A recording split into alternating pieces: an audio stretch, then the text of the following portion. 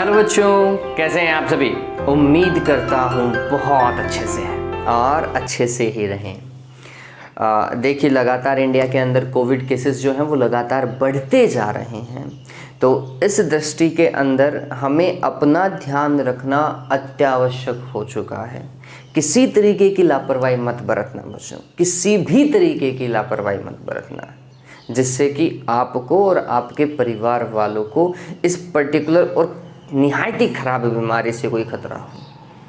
ठीक है। और वैसे वैक्सीन तो आ चुकी है, नंबर जब आएगा तब आएगा, वो तब तक देखेंगे। लेकिन इससे पहले हमें हमारी इम्यूनिटी को बरकरार रखना है ना। हम जितना इम्यून रह सकें उतना ठीक रहे।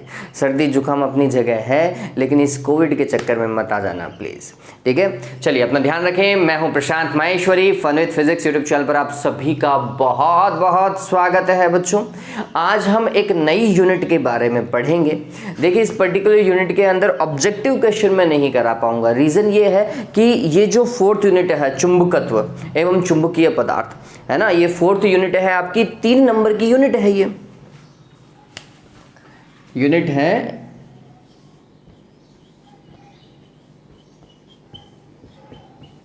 चुंबकत्व एवं चुंबकीय पदार्थ।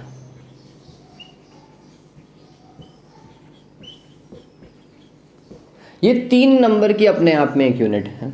और अगर मैं बोर्ड पैटर्न की मानूं, मतलब जो आपका मॉडल टेस्ट पेपर आया, मॉडल पेपर आया बोर्ड की तरफ से, उसमें कॉम्बिनेशन कुछ ऐसा दे रखा था, 1 + 1 + 1, 3 नंबर इस तरीके से डिवाइड है। 1 नंबर का ऑब्जेक्टिव क्वेश्चन है, बहुचयनात्मक या वस्तुनिष्ठ प्रश्न जिसे आप कह सकते हैं।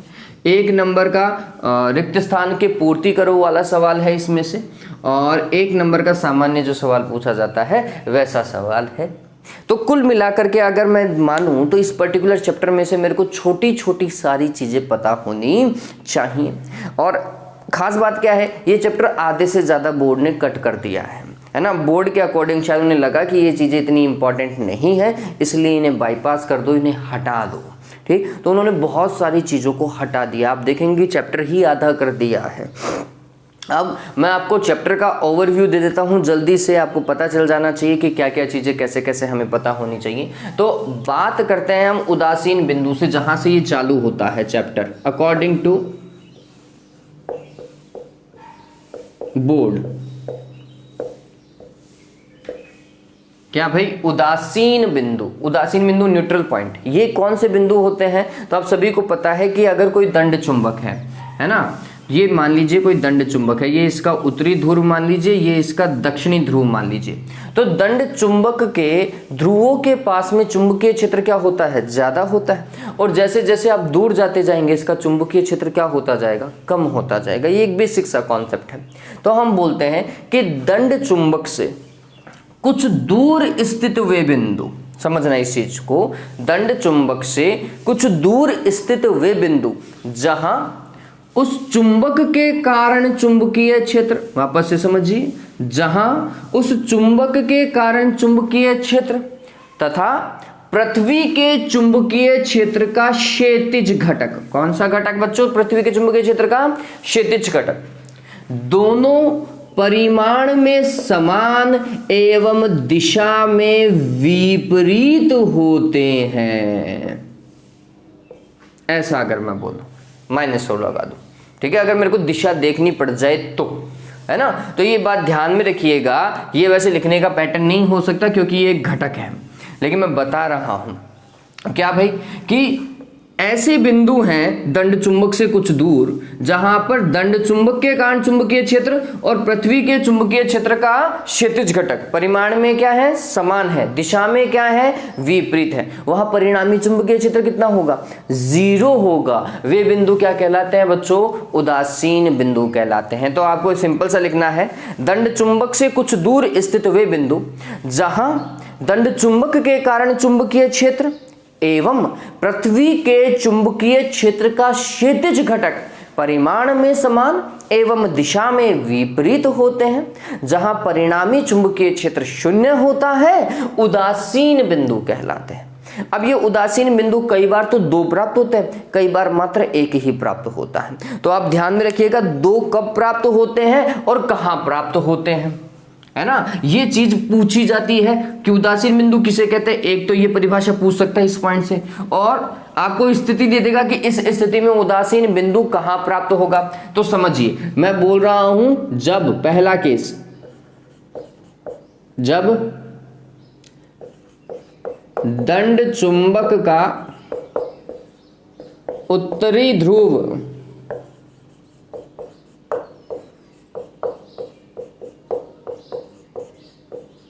भौगोलिक उत्तर की ओर हो, या फिर दंड चुंबक का दक्षिणी ध्रुव भौगोलिक दक्षिण की ओर हो, कैसे भी लिख सकता है। तो पहले तो यहाँ पे भौगोलिक उत्तर दक्षिण पूर्व पश्चिम दर्शा दो। तो हमने बोला ये उत्तर, ये दक्षिण, ये पूर्व और ये पश्चिम, ठीक है।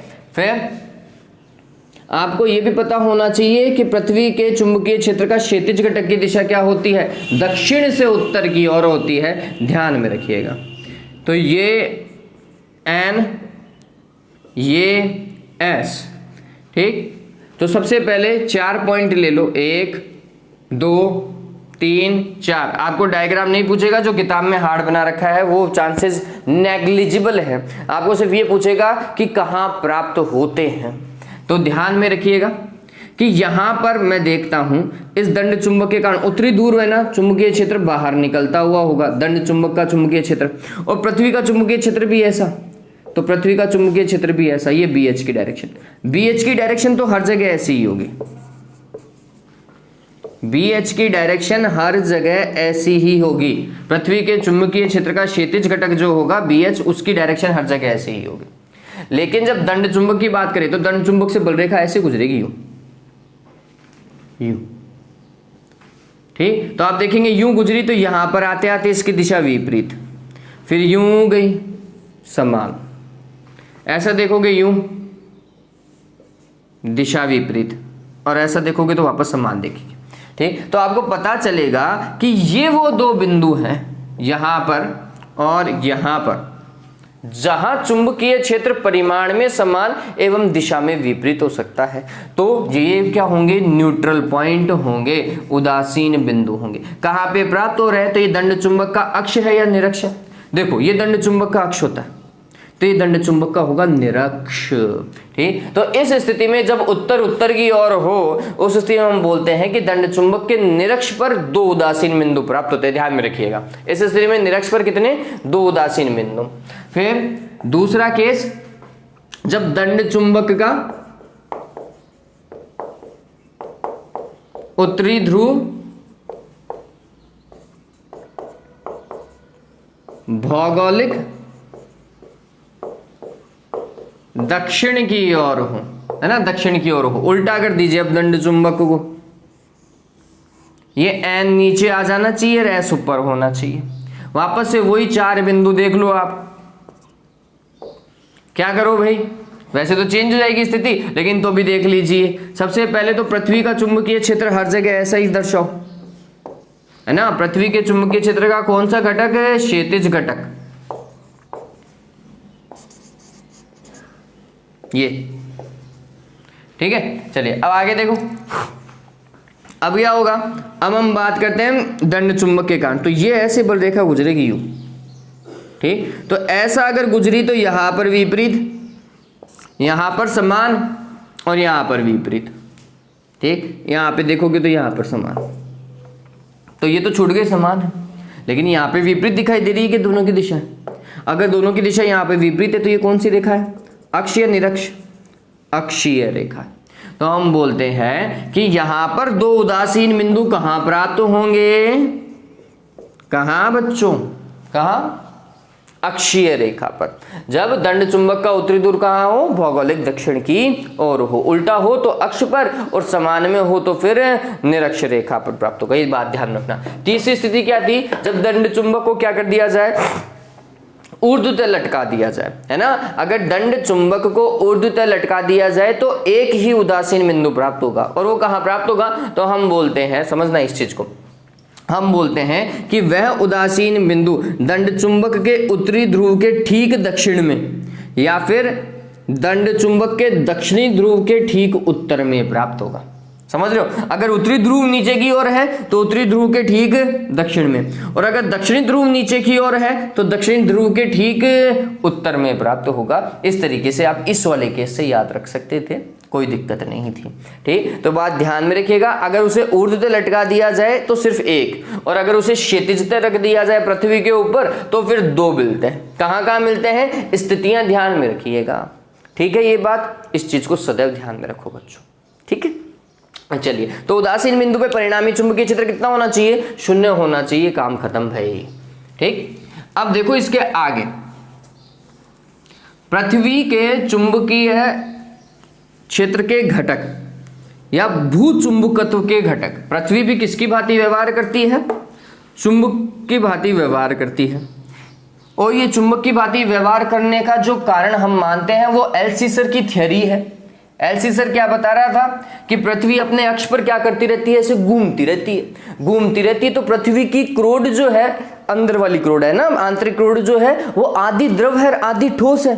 तो पृथ्वी के घूमने से पृथ्वी की जो अर्धद्रव क्रोड है उसमें क्या उत्पन्न होती है, संवहन धाराएं उत्पन्न होती हैं। इन संवहन धाराओं के कारण एक अल्प परिमाण की विद्युत धारा क्या होती है, उत्पन्न होती है। मतलब पृथ्वी स्वयं ही एक जनित्र की भांति व्यवहार करती है। वापस से समझ लीजिएगा कि पृथ्वी के अपने अक्ष पर घूमने से इसकी अर्धद्रव क्रोड में संवहन धाराएं उत्पन्न होती हैं, और इन संवहन धाराओं के कारण पृथ्वी स्वयं एक स्व उत्तेजित जनित्र की भांति कार्य करती है और इसमें धारा बहने लगती है। इस कारण ही पृथ्वी किसका काम करती है, एक चुंबक की भांति व्यवहार करती है। बच्चों देखो, किसी धारावाही लूप में चुंबकीय क्षेत्र उत्पन्न होने की क्षमता होती है। अगर धारा जाएगी उसमें से तो चुंबकीय क्षेत्र निकलेगा नहीं, निकलेगा, होगा उससे। ठीक है, तो ये बात ध्यान रखना, पृथ्वी एक धारावाही लूप बन जाती है, इस कारण पृथ्वी का चुंबकीय क्षेत्र है। ये थ्योरी किसने दी थी, एल्सीसर ने दी थी। अब इस भूचुंबकत्व के कितने अवयव हैं, अवयवों के नाम ध्यान में रखिएगा।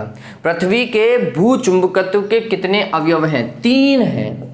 पहला है दिक्पात का कोण। कौन सा कोण बच्चों, दिक्पात का कोण।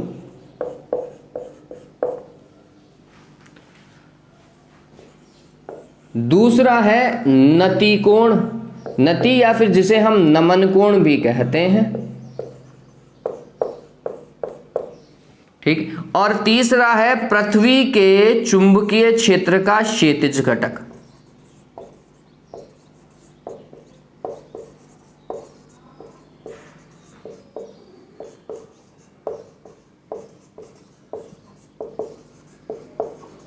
यहां से सवाल आने के चांसेस हैं। पहला तो पूछ लेगा कि पृथ्वी के भूचुंबकत्व के अवयवों के नाम लिखो, तो ये तीनों अवयवों के नाम आपको ध्यान में होने चाहिए।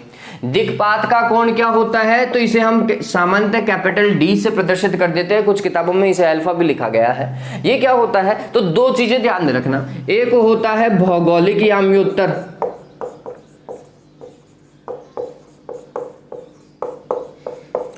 और एक होता है चुंबकीय याम्योत्तर।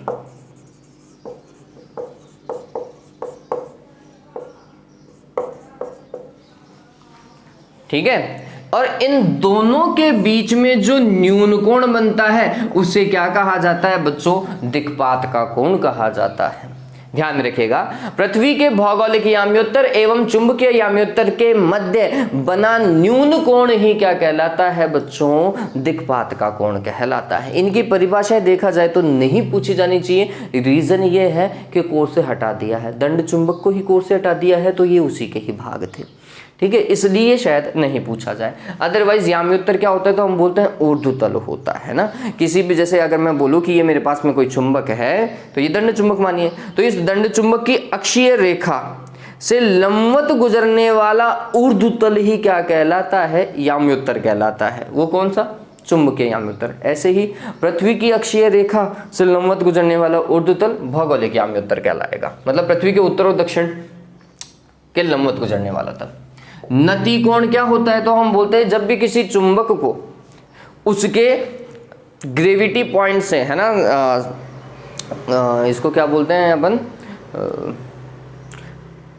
गुरुत्व केंद्र, जब भी किसी चुंबक को उसके गुरुत्व केंद्र से स्वतंत्रता पूर्वक लटकाया जाता है तो वह स्वयं को पृथ्वी के चुंबकीय याम्योत्तर में क्या कर लेती है बच्चों, स्थिर कर लेती है, और उसका अक्ष की दिशा जो होती है वह परिणामी चुंबकीय क्षेत्र होता है।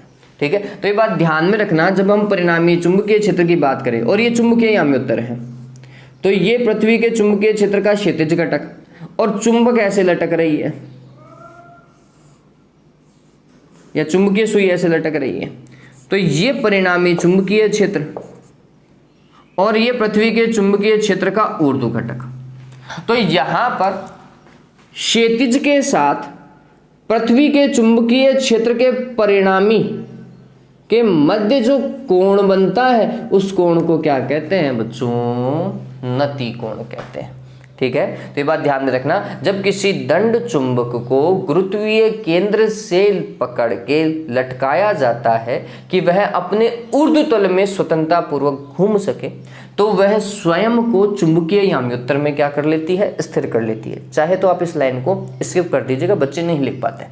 हमें क्या लिखना है, हमें ये लिखना है कि पृथ्वी के चुंबकीय क्षेत्र के क्षैतिज घटक तथा परिणामी चुंबकीय क्षेत्र के मध्य बना कोण ही क्या कहलाता है बच्चों, नमन कोण कहलाता है। वापस से, पृथ्वी के चुंबकीय क्षेत्र के क्षैतिज घटक एवं परिणामी चुंबकीय क्षेत्र की दिशा के मध्य बनने वाला कोण ही क्या कहलाता है, नति कोण कहलाता है।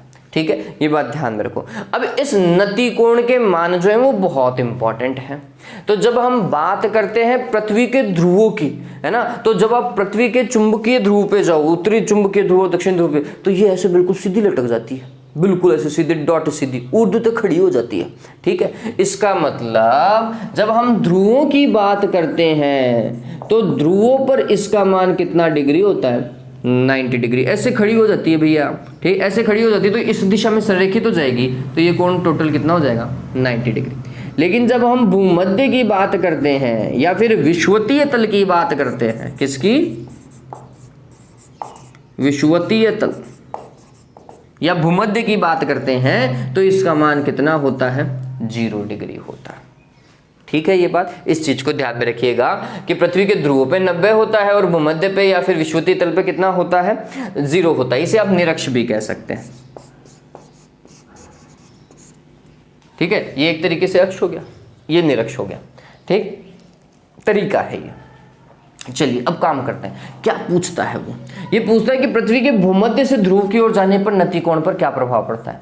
भूमध्य से कहां पर, ध्रुव की ओर, तो फिर 0 से कहां की ओर जा रहे हो, 90 की ओर, नति कोण बढ़ता है। उल्टा पूछ सकता है, ध्रुव से निरक्ष की ओर जाने पर या फिर ध्रुव से विषुवतीय तल की ओर जाने पर नति कोण पर क्या प्रभाव पड़ता है, तो हम बोलते हैं 90 से 0 की ओर जा रहे हैं, 90 से 0 की ओर, तो मतलब नति कोण घटता है।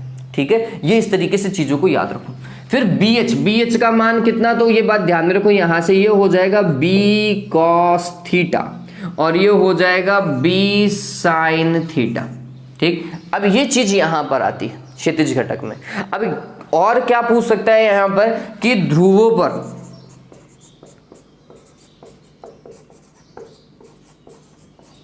क्षैतिज घटक का मान बताओ, तो ध्रुवों पर क्षैतिज घटक कितना होगा, तो BH is equals to B cos 90 लिख दूं क्या ध्रुवों पर, इज इक्वल्स टू कितना बच्चों, 0। cos 90 का मान कितना होता है, 0 होता है।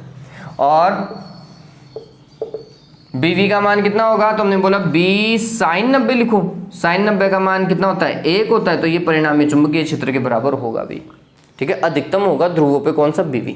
ये बात ध्यान में रखिएगा। एक बच्चे ने मेरे को पूछा भी था, लेकिन वहां पर क्या हुआ, देखो जब आप बहुत सारे काम एक साथ कर रहे होते हैं ना, तो आपका दिमाग काम नहीं करता है।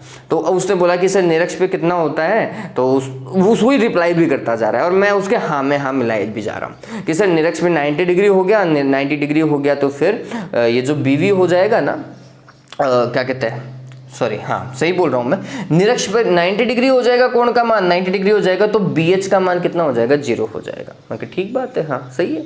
मैं फिर आफ्टर टाइम पर मतलब 1 या 2 घंटे बाद में जब मैं उन मैसेज को पढ़ रहा था, तो फिर मैं समझ रहा था कि मैं क्या बोल चुका हूँ। वापस से मैंने उसको रिकरेक्ट किया कि भैया ऐसा मत करो, ये कोण समझिए कि कितना लटक रहा है। निरक्ष का मतलब हमेशा 90 डिग्री नहीं होता। यहाँ पर आप देखोगे तो निरक्ष का मतलब आप 90 डिग्री निकाल दोगे, नहीं भाई, निरक्ष का मतलब हमेशा 90 डिग्री नहीं होता है, ये सापेक्ष में 90 देखा जाता है, सापेक्ष में 90 देखा जाता है। क्यों? क्योंकि आप पृथ्वी की चुंबक देखो, पृथ्वी की चुंबक ऐसे खड़ी मानी जाती है, यूं एन और ऐसे, ऐसा मान लेता हूं, ठीक है। तो फिर ये पृथ्वी का निरक्ष ये होगा, ये पृथ्वी की चुंबक का तो निरक्ष है, क्लियर, लेकिन पृथ्वी का तो ये क्या है, भूमध्य है, ठीक है, ये पृथ्वी का भूमध्य है और पृथ्वी की चुंबक का क्या है, निरक्ष है। इस चीज को ध्यान में रखिएगा। चलिए वो बाद की बात है, अब ज्यादा कंफ्यूज नहीं होते। क्षैतिज घटक कहां पर हम देख रहे हैं, ध्रुव पर क्षैतिज घटक हमने कितना बताया, 0 होता है और ऊर्ध्व घटक अधिकतम होता है। लेकिन जब हम बात करें किसकी, भूमध्य पर, तो भूमध्य पे तो ऐसे सपाट हो जाती है, बिल्कुल पैरेलल आ जाती है, ठीक। तो भूमध्य पर जब BH का मान देखा गया तो वो हो जाएगा B cos 0 और cos 0 का मान 1 होता है तो परिणामी के बराबर होगा, जबकि BB बराबर क्या होगा, B sin 0 का मान 0 होता है। ये बात ध्यान में रखना, तो ये मान ध्यान रखो और ये ध्यान में रखो, ठीक। फिर एक सवाल जो बहुत ज्यादा इंपॉर्टेंट लग रहा है मुझे, वो आता है कि पृथ्वी के चुंबकीय क्षेत्र के क्षैतिज घटक, ऊर्ध्व घटक एवं नमन कोण के मध्य संबंध लिखे। वापस से, पृथ्वी के चुंबकीय क्षेत्र के क्षैतिज घटक, ऊर्ध्व घटक और नमन कोण के मध्य संबंध लिखे। तो आप यहां से निकाल सकते हैं, एक B cos थीटा, एक B sin थीटा है। तो हमने बोला, समझना है इस चीज को, अगर हम BV डिवाइडेड बाय BH करें तो ये क्या आ जाएगा, B sin theta divided by B cos theta आ जाएगा। B से भी तो कैंसिल, ये tan थीटा हो गया क्या, तो ये बात ध्यान में रखना, tan theta is equals to BV divided by BH। इसके ऊपर आपको या तो न्यूमेरिकल देखने को मिल जाएगा संभवतः, या फिर ये सवाल आने के चांसेस बहुत ज्यादा है, ठीक है, या तो न्यूमेरिकल या क्वेश्चन आने के चांसेस सर्वाधिक हैं बच्चों, ठीक है। तो इस चीज को थोड़ा सा ध्यान में रख लीजिएगा, ये जल्दी से शॉर्ट नोट के रूप में आप उतार सकते हैं। ये डन हुआ, इसके बाद में आगे की ओर चलते हैं हम। अब बहुत सारी परिभाषाएं आ जाएंगी। देखिए, चुंबकीय आघूर्ण और ये सारी चीजें हटा दी गई हैं, कोर्स से इन सभी को हटा दिया गया है। चुंबकीय द्विध्रुव को हटा दिया गया है।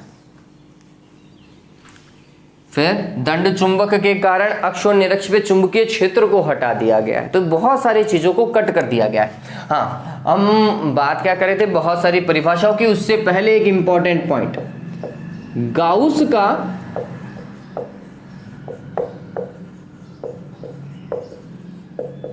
चुंबकत्व संबंधी नियम,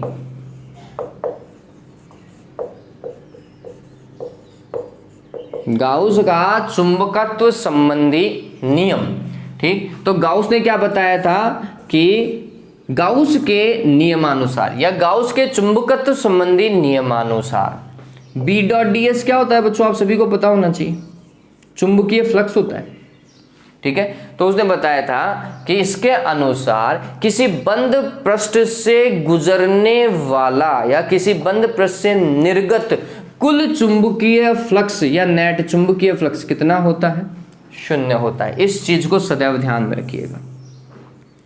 इस नियमानुसार किसी बंद पृष्ठ से गुजरने वाला कुल या नेट चुंबकीय फ्लक्स कितना, 0 होता है, ठीक। यह नियम क्या प्रदर्शित करता है, यह नियम प्रदर्शित करता है कि चुंबकत्व में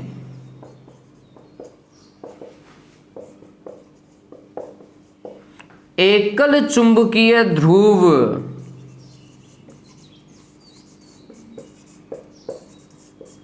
का अस्तित्व नहीं होता,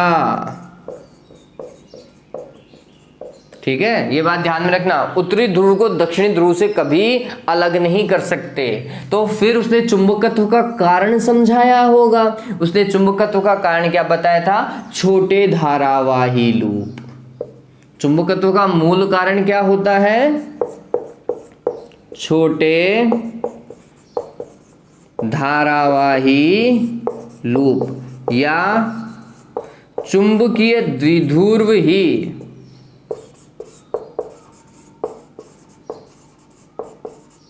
चुंबकत्व का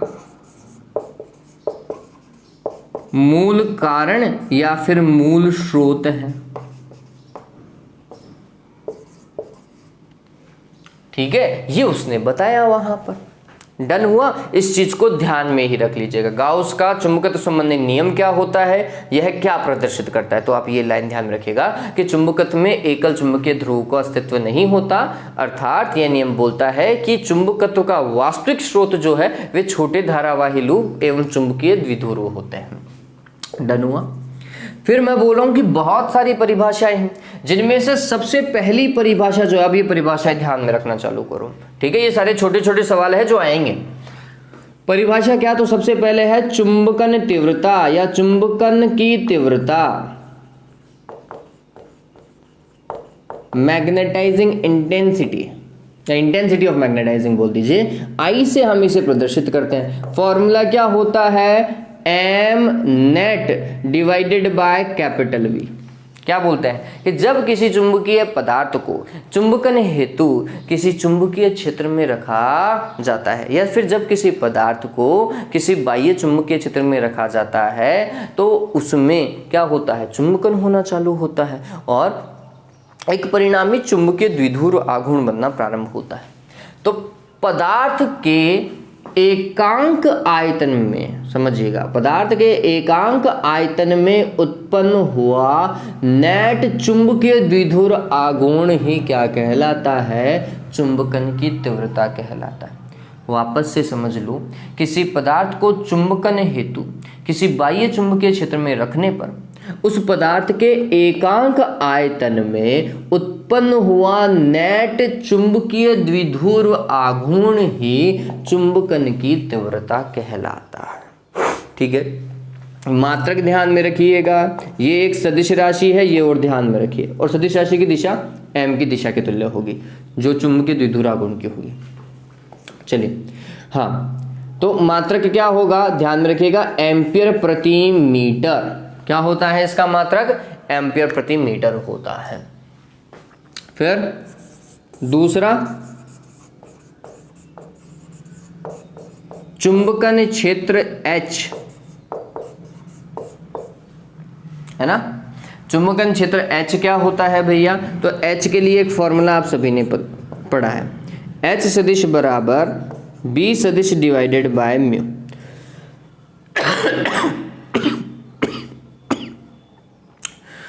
ये क्या होता है, किसी पदार्थ को चुंबकित करने हेतु जिस बाह्य चुंबकीय क्षेत्र में उसे रखा जाता है, उसे ही क्या कहा जाता है, चुंबकन क्षेत्र कहा जाता है। वह बाह्य चुंबकीय क्षेत्र जिसमें किसी पदार्थ को चुंबकित हेतु रखा जाता है, वह क्या कहलाता है, चुंबकन क्षेत्र कहलाता है। सदिश राशि है और जो B की दिशा होगी वो H की दिशा होती है सामान्यतः।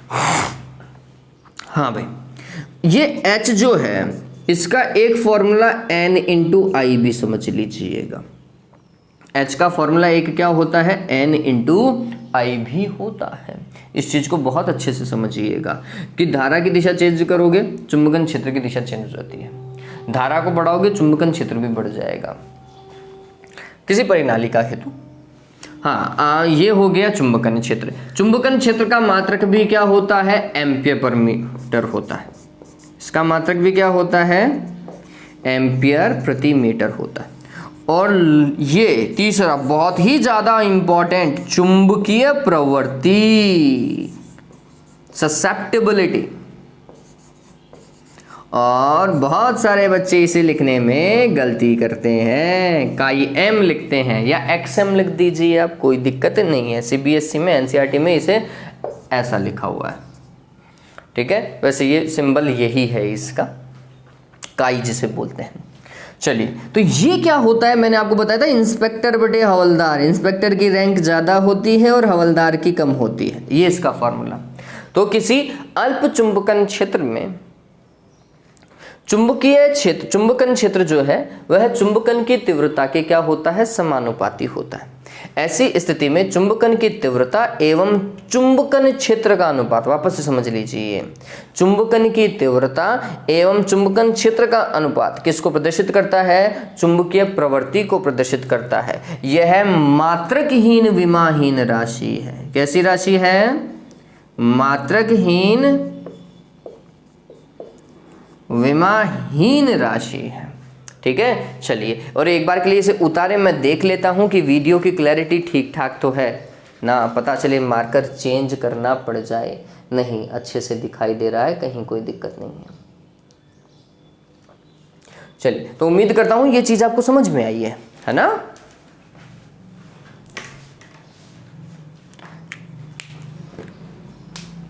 ओके, आगे देखिए, आगे काम करें बच्चों। प्रवृत्ति हो गया। हाँ, एक लास्ट और है, चुंबकीय पारगम्यता, म्यू। अब इसका म्यू का फॉर्मूला आप यहां से भी दे सकते हैं, mu is equal to B divided by H. दे सकते हैं, नहीं दे सकते, है ना? और म्यू क्या होता है? किसी चुंबकीय पदार्थ से चुंबकीय बल रेखाओं के गुजरने की क्षमता ही क्या कहलाती है? चुंबकीय पारगम्यता। देखो, नाम से पता चल रहा है कि कितनी चुंबकीय बल रेखाएं उससे गुजर सकती हैं।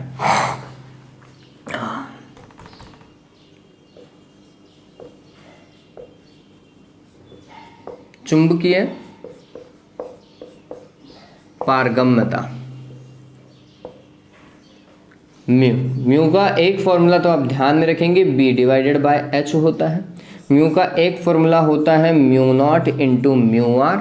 ठीक, ये चुंबकीय पारगम्यता हो गई, ये निर्वात की चुंबकशीलता, ये आपेक्षिक चुंबकशीलता या माध्यम की आपेक्षिक चुंबकशीलता। ठीक है, ये ध्यान में रखेंगे।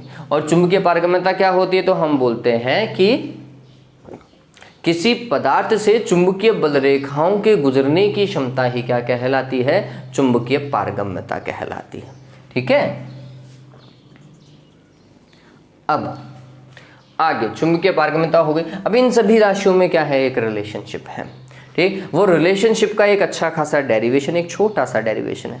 हम बोलते हैं कि जब भी किसी चुंबकीय पदार्थ को किसी परिनालिका में रखते हैं ना, तो हमें पता चलता है कि उस चुंबकीय पदार्थ में दो तरीके के चुंबकीय क्षेत्र उत्पन्न होते हैं। यहाँ पर नेक्स्ट टॉपिक है क्या भाई? विभिन्न चुंबकीय राशियों के मध्य संबंध। तो हम बोलते हैं कि इस चुंबकीय पदार्थ में जो परिणामी चुंबकीय क्षेत्र होता है वो दो चुंबकीय क्षेत्रों का योग होता है। पहला, एक तो उस परिनालिका में धारा प्रवाहित हो रही थी, तो परिनालिका को खुद का एक चुंबकन क्षेत्र था। तो हमने बोला परिनालिका के चुंबकन क्षेत्र के कारण चुंबकीय क्षेत्र, ठीक, जो होता है बी नॉट। और बी नॉट क्या होता है? तो यहां से आप लिख सकते हैं म्यू नॉट एच। ठीक है, मेरे को सदिश नहीं लगाना। फिर चूंकि वह पदार्थ खुद भी क्या हो सकता है? चुंबकित हो सकता है। तो पदार्थ के अंदर खुद में क्या बहने लगती हैं? खुद की स्वयं की संवहन धाराओं के कारण वह स्वयं क्या होता है? उसमें चुंबकीय आघूर्ण उत्पन्न होता है और वह स्वयं भी क्या उत्पन्न करने लगता है? एक खुद का एक चुंबकीय क्षेत्र आरोपित करने लगता है। तो हमने बोला पदार्थ में उत्पन्न चुंबकीय आघूर्ण के कारण चुंबकीय क्षेत्र, जिसे B1 लिखा गया, और वो किसके कारण? तो हमने बोला उसकी चुंबकन तीव्रता के कारण। उसके एकांक आयतन में क्या उत्पन्न हुआ भाई? नेट द्विध्रुव आघूर्ण उत्पन्न हुआ। और उस नेट द्विध्रुव आघूर्ण के कारण ही वह स्वयं भी क्या उत्पन्न करता है? एक चुंबकीय क्षेत्र उत्पन्न करता है, जिसे हम चुंबकीय प्रेरण भी कहते हैं। बी को और क्या कहते हैं? चुंबकीय प्रेरण भी कहते हैं। तो परिणामी चुंबकीय क्षेत्र जो है उस पदार्थ में वो कुछ ऐसा है, बी नॉट प्लस B1। ठीक है, चलिए, बी नॉट का मान कितना? Mu naught H. और B1 का मान कितना? Mu not I. फिर I का फॉर्मूला मैं उतार सकता हूं, कहां से? यहां से। I इज इक्वल्स टू क्या होता है? काई M इंटू एच लिख सकते हैं। तो B इज इक्वल्स टू होता है mu not H plus mu naught, और I का फॉर्मूला क्या लिखना है? काई M इंटू एच। आपको पता चल गया होगा क्या कॉमन ले, क्या? म्यू नॉट एच को कॉमन ले लीजिए, क्या मिलेगा? 1 plus chi M is equals to क्या बच्चों, बी। बी क्या होता है, म्यू एच होता है। म्यू एच क्यों लिखा, उसका रीज़न है भाई, पदार्थ है तो उसके लिए फिर क्या होगा, चुंबकीय पारगम्यता म्यू ही लिखी जाएगी, निर्वात तो नहीं लिखा जाएगा, है ना। और ये म्यू नॉट एच 1 प्लस का ये जाता रहा, तो ये ध्यान में रखिएगा, म्यू इज इक्वल्स टू होता है म्यू नॉट 1 प्लस का एम, ये म्यू है, ठीक। दूसरा फॉर्मेट है, म्यू को लिखते हैं mu nought into mu are.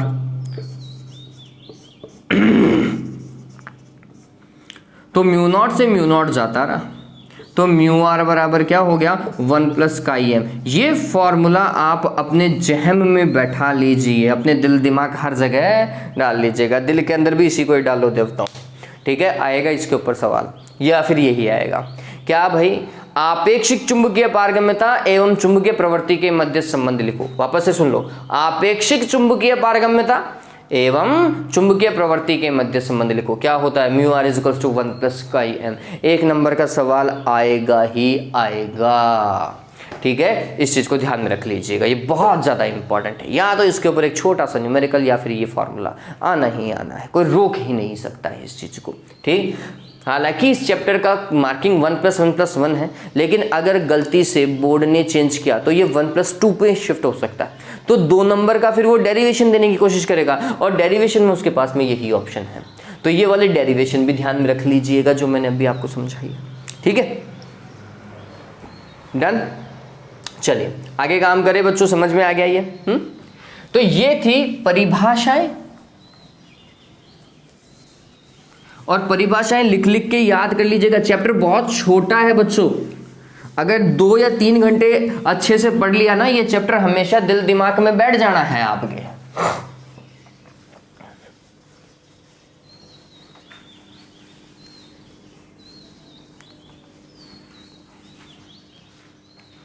हो गया, हाँ। अब इसके आगे आता है बच्चों BH कर्व, इस चैप्टर का फाइनल पॉइंट।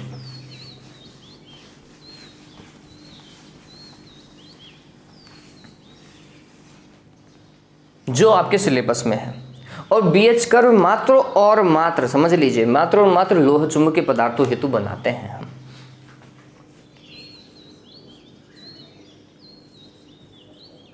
हाँ, इससे पहले ये बात ध्यान में रखिएगा, आपकी बुक में चुंबकीय पदार्थों का वर्गीकरण दे रखा है, जिसमें लोह चुंबकीय पदार्थ, अनुचुंबकीय पदार्थ और प्रतिचुंबकीय पदार्थ दिए गए हैं, ठीक है।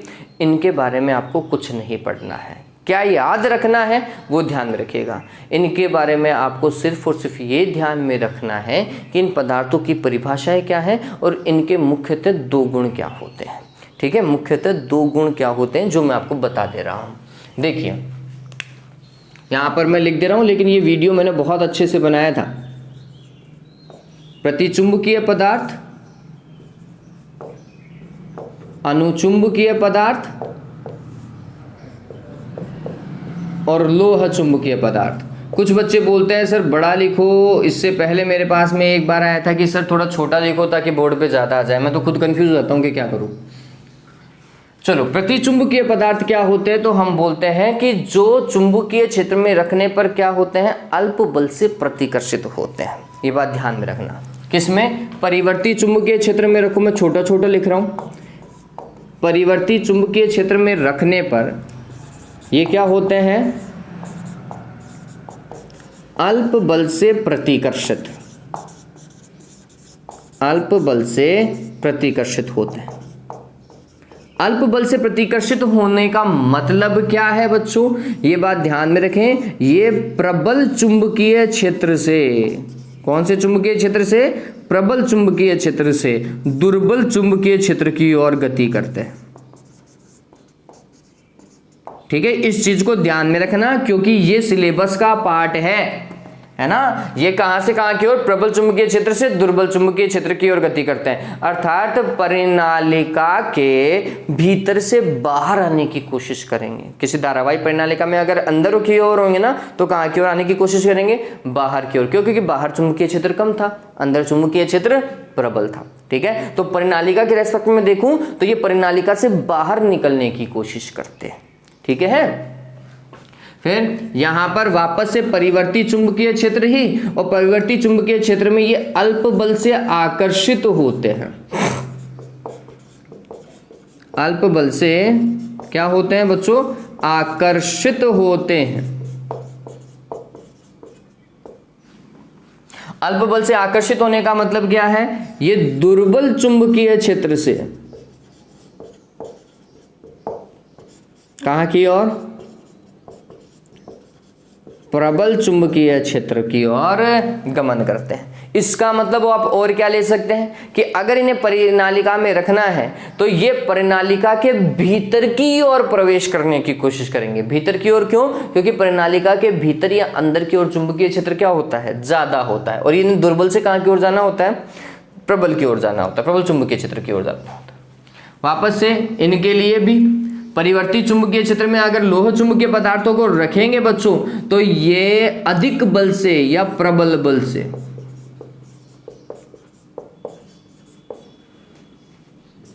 क्या होंगे बच्चों? आकर्षित होंगे। अगर आकर्षित होंगे तो वापस से सेम सिचुएशन है। दुर्बल चुंबकीय क्षेत्र से कहां की ओर जाएंगे? प्रबल चुंबकीय क्षेत्र की ओर जाएंगे। ध्यान रखिएगा, ठीक है, ये चीज ध्यान रखिए। यही आनी चाहिए, यही आनी चाहिए, इससे ज्यादा नहीं पूछना चाहिए। अगर ज्यादा से ज्यादा पूछता है तो ये दो चीजें और ध्यान में रखो। क्या भाई? उदाहरण तो आप देख ही लेंगे, मुझे उम्मीद है आप उदाहरण पढ़ लेंगे, है ना? क्या? तो ये ध्यान में रखिए कि जो सभी के लिए म्यू आर होता है आपेक्षिक चुंबकीय पारगम्यता, ये सभी की क्या होती है? धनात्मक होती है। किसी की भी ऐसा नहीं है कि ऋणात्मक हो। ये मान हमेशा धनात्मक ही होगा, ये कभी भी ऋणात्मक नहीं होता बच्चों, सभी का धनात्मक होता है, ठीक है, क्योंकि चुंबकीय बल रेखाएं कुछ ना कुछ तो गुजरेंगी। लेकिन इनके लिए चुंबकीय पारगम्यता 1 से कम होती है, इनके लिए चुंबकीय पारगम्यता 1 से थोड़ी सी ज्यादा होती है, 1.002 कुछ ऐसा।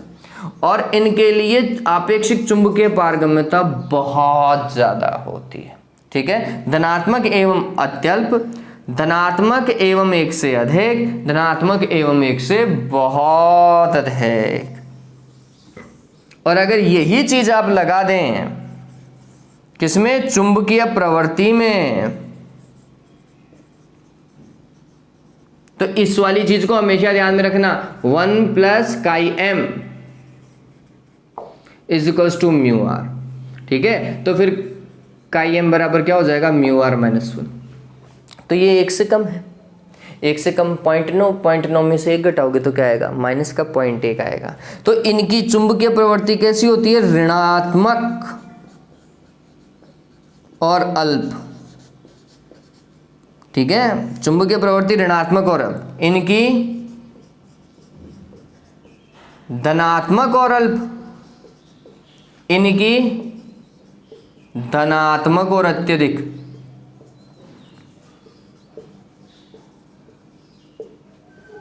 ठीक है, इस तरीके से ये काम, ये चीज ध्यान रखिएगा। इनके उदाहरण अगर मैं देखूं तो प्रतिचुंबकीय पदार्थों का उदाहरण क्या बच्चों? ये लोहा चांदी च्यवनप्राश बताया था ना, च्यवनप्राश को छोड़ देना, सॉरी सोना चांदी च्यवनप्राश। सोना मतलब गोल्ड, सिल्वर और वाटर। पानी, सोना और चांदी जो है वो क्या है? अच्छे प्रतिचुंबकीय पदार्थ होते हैं।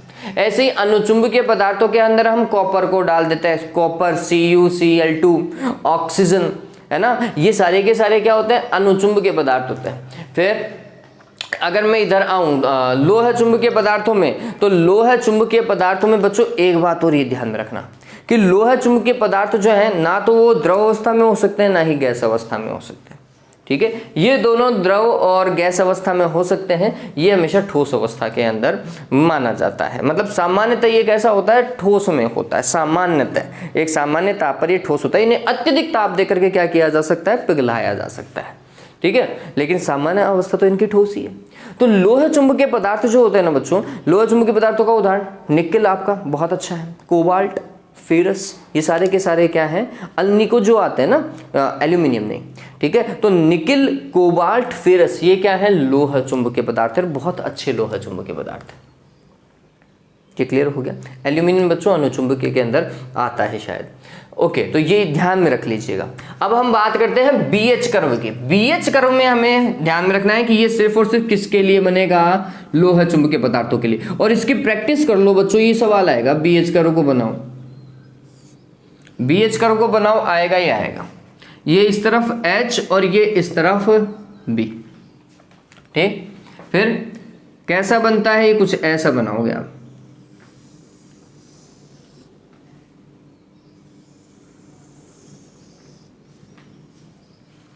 ये BH कर्व मेरे हिसाब से ठीक ठाक बन गया, बना, ऑल राइट।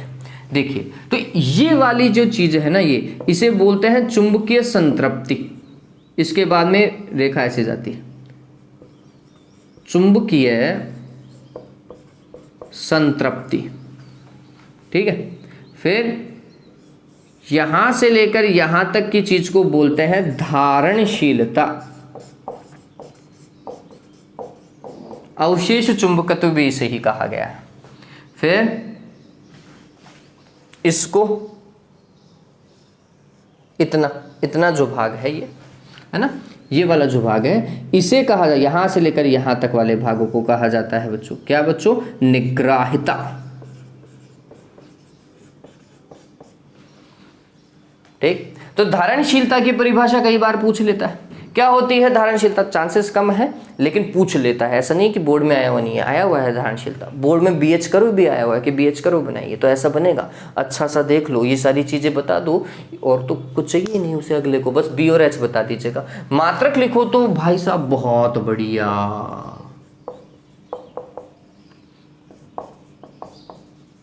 फिर तो मतलब सोने पे सुहागा जैसा काम कर दिया, वो मंत्र मुग्ध हो जाएगा कि भाई यही बच्चा है। हाँ, धारणशीलता क्या होती है, तो हम बोलते हैं बी का मान है। कब, जब एच का मान क्या होता है, 0 होता है। तो हमने बोला कि लोह चुंबकीय पदार्थों हेतु बी का या चुंबकीय प्रेरण का वह मान जिसके लिए चुंबकन क्षेत्र का मान 0 होता है। वापस से सुन लीजिए, लोह चुंबकीय पदार्थों हेतु चुंबकीय प्रेरण का वह मान, चुंबकीय प्रेरण या फिर चुंबकीय क्षेत्र, ठीक है, का वह मान जिसके लिए चुंबकन क्षेत्र का मान 0 होता है, क्या कहलाती है, धारणशीलता कहलाती है। आगे चलो, निग्राहिता में, निग्राहिता आप देखेंगे इसके लिए बी का मान 0 है, तो हम बोलते हैं कि लोह चुंबकीय पदार्थों हेतु H मतलब चुंबकन क्षेत्र का वह मान जिसके लिए चुंबकीय क्षेत्र 0 हो। ठीक है, वापस से रिपीट कर देता हूं, लोह चुंबकीय पदार्थों हेतु चुंबकन क्षेत्र का वह मान जिसके लिए चुंबकीय प्रेरण अथवा चुंबकीय क्षेत्र का मान क्या होता है, 0 होता है, क्या कहलाती है, निग्राहिता कहलाती है। ठीक है, ये बात ध्यान में रखिएगा कि इस BH वक्र का क्षेत्रफल जो है वह शैथिल्य हास्य को प्रदर्शित करने में एक सहायक पार्ट है। हाँ, ये और पूछा जाता है शैथिल्यता, ओके BH मैंने ऐसे लिख दिया, ये गलत है, ऐसा आएगा, है ना। इसे शैथिल्य वक्र भी कहा जाता है। शैथिल्य वक्र किसे कहते हैं, तो हम बोलेंगे कि लोह चुंबकीय पदार्थों हेतु चुंबकीय क्षेत्र B तथा चुंबकन क्षेत्र H के मध्य बना वक्र ही क्या कहलाता है, शैथिल्य वक्र कहलाता है।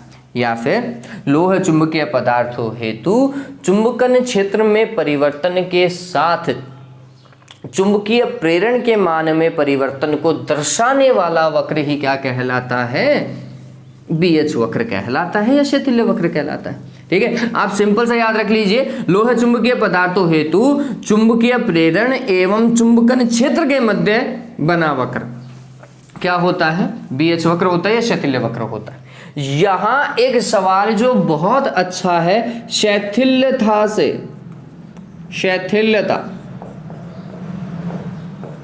शैथिल्यता या फिर चुंबकीय शैथिल्य या फिर चुंबकीय शैथिल्य से क्या तात्पर्य है। ठीक है। तो इसकी पूरी बड़ी थ्योरी नहीं पढ़नी है बच्चों, आप पूरी थ्योरी पढ़ने लग जाओगे, जो मैंने बहुत बड़ी लिखा रखी है वो नहीं पढ़नी होती है, मैंने आपको लास्ट टाइम भी बताया था। तो कुछ गिने चुने सवाल हैं वही आपको देखने हैं कि शैथिल्यता या फिर चुंबकीय शैथिल्य क्या होता है। तो हम बोलते हैं कि लोह चुंबकीय पदार्थों का जब हम BH वक्र का अध्ययन करते हैं ना, तो हमें ये पता चलता है कि जैसे जैसे इस H के मान को चेंज किया जाता है वैसे वैसे B का मान भी क्या होता जाता है, चेंज होता जाता है। यही तो चीज है। तो यही क्या है, शैथिल्यता है कि B का मान जो है पीछे पीछे चलता है किसके, H के मान के। ठीक है, तो ये लिख लीजिएगा कि लोह चुंबकीय पदार्थों हेतु BH वक्र का अध्ययन करने पर यह स्पष्ट होता है कि चुंबकीय प्रेरण सदैव चुंबकन क्षेत्र के पीछे रहता है। वापस से, चुंबकीय प्रेरण सदैव चुंबकन क्षेत्र के पीछे रहता है, यही चुंबकीय शैथिल्यता है। एवं यह भी स्पष्ट होता है कि किसी दिए गए H के लिए, किसी दिए गए H के मान हेतु चुंबकीय प्रेरण B का मान अद्वितीय नहीं होता। मतलब H के एक मान के लिए चुंबकीय प्रेरण के कई मान संभव है, एक से अधिक मान संभव है। ध्यान में रखिएगा, एक BH के पीछे चलता है, दूसरा H के दिए हुए मान के लिए B का मान अद्वितीय नहीं होता, B का मान अद्वितीय नहीं होता। यही क्या कहलाती है, चुंबकीय शैथिल्यता कहलाती है। शैथिल्यता का कारण क्या है, इसका मुख्य कारण है लोह चुंबकीय पदार्थ। शैथिल्यता का कारण बताइए, लोह चुंबकीय पदार्थ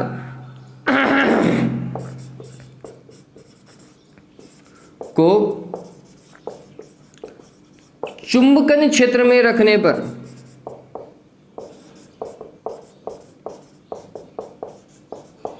चुंबकन क्षेत्र में रखने पर उनमें उपस्थित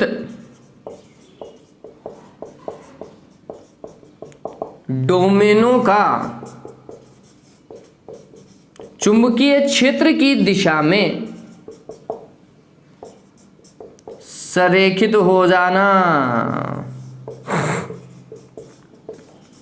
ठीक है, ये कारण ध्यान में रखिएगा। शैथिल्यता का कारण क्या है, लोह चुंबकीय पदार्थों में डोमेन होते हैं और वो डोमेन क्या है, चुंबकीय क्षेत्र की दिशा में क्या होते हैं, अपने आप को संरेखित कर लेते हैं। यही शैथिल्यता का क्या है, कारण है। तो जैसे जैसे चुंबकीय क्षेत्र चेंज होगा, उनका डोमेनों का जो संरेखन है वो भी क्या होता जाएगा, चेंज होता जाएगा, जिसके कारण हमें ये वक्र प्राप्त होता है। चलिए, तो ये ध्यान में रखिएगा। फिर शैथिल्य ह्रास क्या होता है, Q इजिकल्स टू VAN। क्या भाई, V आयतन हो गया, पदार्थ का आयतन। ठीक है, A क्या है, BH वक्र का क्षेत्रफल, N क्या है, आवृत्ति है। ठीक, तो A इजिकल्स टू क्या हो जाएगा, Q divided by V into N हो जाएगा क्या। तो ये बात ध्यान में रखिए, ये पूछता है कि BH वक्र का क्षेत्रफल क्या प्रदर्शित करता है। BH वक्र का क्षेत्रफल लोह चुंबकीय पदार्थों के एकांक आयतन में एकांक चक्र में होने वाली शैथिल्य हानि को प्रदर्शित करता है। एकांक, लोह चुंबकीय पदार्थों के एकांक आयतन में एकांक चक्र में होने वाली शैथिल्य हानि या एक चक्र में होने वाली शैथिल्य हानि को कौन प्रदर्शित करता है, BH वक्र का क्षेत्रफल प्रदर्शित करता है। अगर क्षेत्रफल ज्यादा है तो शैथिल्य ह्रास ज्यादा होगा, क्षेत्रफल कम है तो शैथिल्य ह्रास कम होगा बच्चों। और हमें शैथिल्य ह्रास कम ही चाहिए, हमें हर तरीके का ह्रास कम ही चाहिए होता है बच्चों, हमें क्षति नहीं चाहिए होती है, सभी को पता है। ठीक, फिर इसके बाद में विभिन्न पदार्थों का तुलनात्मक अध्ययन जो है वो आपके कोर्स में नहीं है। तो इसका मतलब ये है कि वो ये नहीं पूछ सकता कि विद्युत चुंबक बनाने में कैसे पदार्थों का उपयोग करना चाहिए, स्थायी चुंबक बनाने में कैसे पदार्थों का उपयोग करना चाहिए, या फिर ट्रांसफार्मर की क्रोड बनाने में कैसे पदार्थों का उपयोग करना चाहिए। ये सवाल नहीं आने चाहिए, लेकिन गलती से आ गए तो हम क्या करें। तो आप चीज़ों को ध्यान में रखो भाई, चीजें सिंपल हैं, इसलिए मैं बोल रहा हूं कि ये याद भी रख सकते हैं, क्योंकि ये देखा जाए तो शैथिल्य ह्रास के पॉइंट में और BH वक्र के पॉइंट में इंक्लूड किया हुआ है। ठीक है, तो फिर तो करना पड़ सकता है भैया। सबसे पहले विद्युत चुंबक,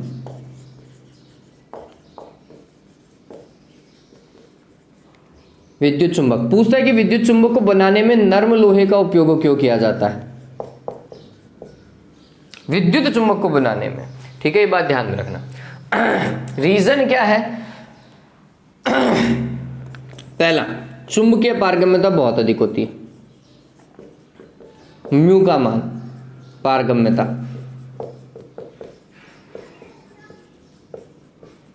अत्यधिक।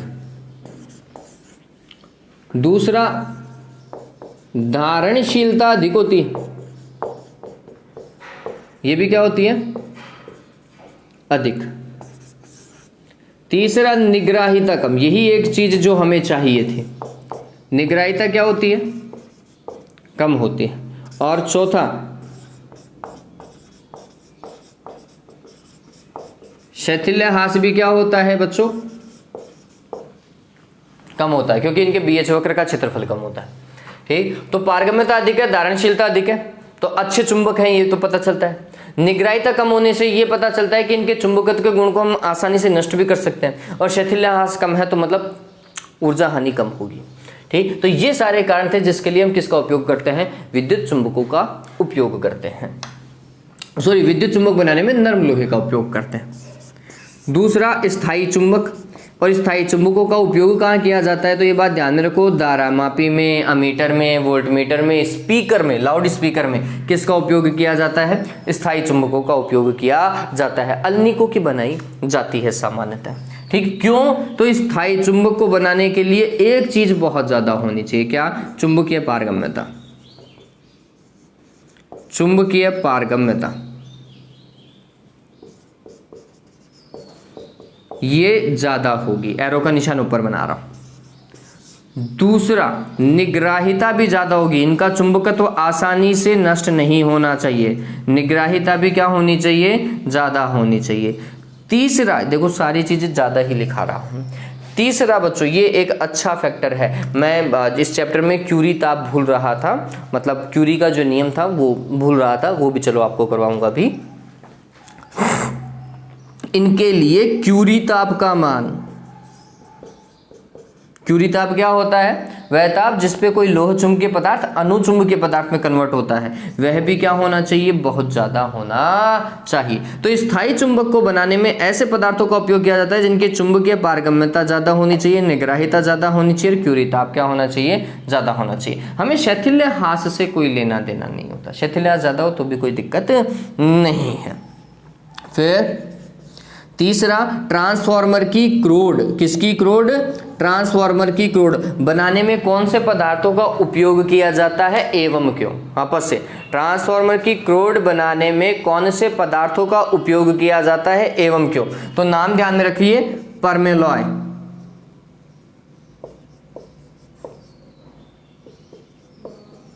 परमेलॉय, म्यू मेटल, ट्रांसफार्मर स्टील।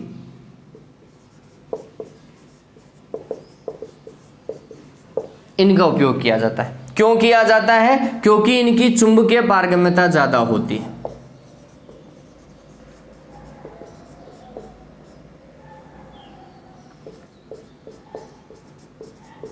क्योंकि इनकी चुंबकीय पारगम्यता ज्यादा होती है और शैथिल्य ह्रास कम होता है।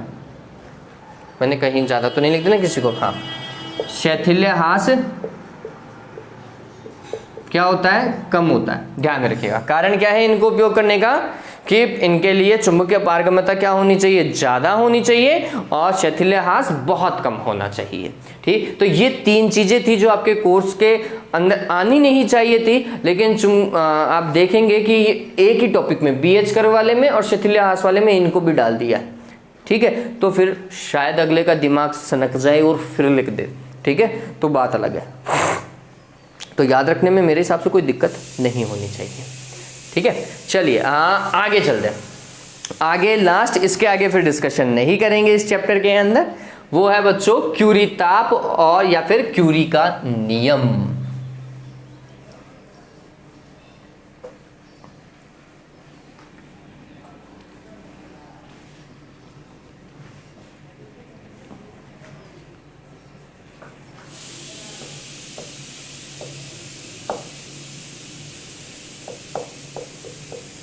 क्यूरी का नियम क्या था? उसने बोला था कि प्रतिचुंबकीय पदार्थों की चुंबकीय प्रवृत्ति, किसकी? प्रतिचुंबकीय पदार्थों की चुंबकीय प्रवृत्ति ताप पे निर्भर नहीं करती। तो चाहे ये लाइन लिखो चाहे मत लिखो, कोई दिक्कत नहीं है। मेन लाइन ये है कि अनुचुंबकीय पदार्थों की चुंबकीय प्रवृत्ति जो है वो ताप पे निर्भर करती है। कैसे? कुछ व्युत्क्रमानुपाती होती है ना। क्यूरी का नियम क्या था? अनुचुंबकीय पदार्थों की चुंबकीय प्रवृत्ति परम ताप के व्युत्क्रमानुपाती होती है, अर्थात ताप बढ़ाने पर उनके चुंबकत्व का गुण जो होता है वो कम होता जाता है। इसका मतलब ये है, ठीक। इसको अगर आगे देखें तो ये कुछ ऐसा भी लिखा जा सकता है, C divided by capital T, जहां C क्या है? क्यूरी नियतांक है। C क्या है बच्चों? क्यूरी नियतांक है। मात्रक जो होता है वो टेम्परेचर का मात्रक ही होगा, केल्विन होगा।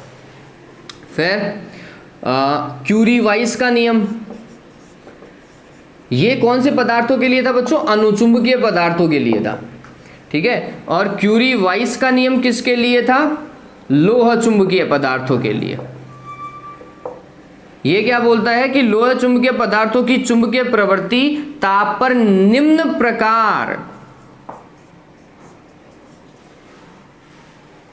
प्रकार संबंधित होती है, निम्न प्रकार से परिवर्तित होती है। और ये वो इस तरीके से आपको लिखना है। फिर आप चाहें तो इसे कुछ आगे ऐसे लिख दीजिए, C divided by T minus TC। फिर ये TC पूछ लेता है कि व्हाट इज TC। C तो क्यूरी नियतांक हो गया, TC क्या है बच्चों? हम बोलते हैं क्यूरी ताप। क्रांतिक ताप भी हो सकता है लेकिन इसे क्यूरी ताप हो जाता है। क्यूरी ताप है क्या, या क्रांतिक टेम्परेचर है क्या बच्चों? है ना, क्रांतिक ताप हुआ क्या यहाँ पर, या क्यूरी ताप क्या हुआ? तो हम बोलते हैं कि ये वो ताप है जिसमें कोई लोहा चुंबकीय पदार्थ किस में कन्वर्ट हो जाता है? अनुचुंबकीय पदार्थ में कन्वर्ट हो जाता है, बदल जाता है। वह ताप जिसपे कोई लोह चुंबकीय पदार्थ अनुचुंबकीय पदार्थों में परिवर्तित हो जाता है, क्या कहलाता है? क्यूरी ताप कहलाता है, ठीक। तो ये ध्यान में रखिएगा, यहाँ पे मैंने लिखा है ना क्यूरी ताप ज़्यादा होना चाहिए। चलिए, हाँ ओके, क्यूरी ताप हो गया। हाँ, क्यूरी ताप जैसे लोहे के लिए अगर कोई पूछ ले कि लोहे के लिए क्यूरी ताप कितना होता है, तो 1043 होता है, जहाँ तक मेरा विचार है 1043 केल्विन। देख लीजिएगा आपकी बुक के अंदर, लोहा एक कॉमन पॉइंट है जो पूछ लेता है ना, तो ध्यान में रख लीजिएगा कि 1043 केल्विन होता है, और आपकी बुक में और कंफर्म कर लेंगे अपन। चलिए, मेरे हिसाब से आज वीडियो थोड़ा बड़ा बन गया है, मैं सोचा नहीं था लेकिन हाँ बड़ा बन गया, कोई दिक्कत नहीं। लेकिन मेरे हिसाब से अब चैप्टर आपका अच्छे से क्लियर हो गया होगा। ये मैंने जितने पॉइंट बताए बच्चों, अगर आपने ये ध्यान में रख लिया, ध्यान में रखना 3 नंबर कहीं नहीं जाने वाले, डॉट 3 नंबर आएंगे। आप देख लीजिएगा, अपन पेपर भी करने वाले हैं, तो पेपर से भी आपको पता चल जाएगा, और आपके किताब के पीछे के जो सवाल है वो भी अपन नेक्स्ट वीडियो के अंदर डिस्कस करेंगे। चलिए, आज के लिए इतना ही। Have a good day, take care.